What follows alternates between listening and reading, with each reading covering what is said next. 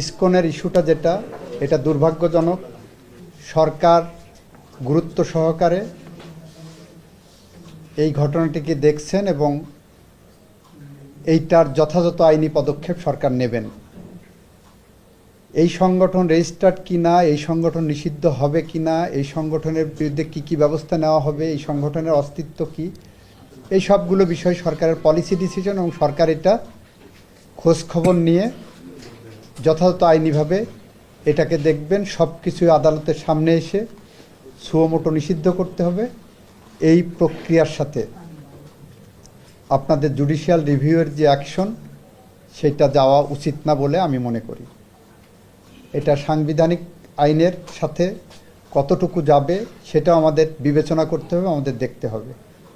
এই কারণে এই রুলটা বা এই নির্দেশনাটা এখন প্রয়োজন আছে বলে মনে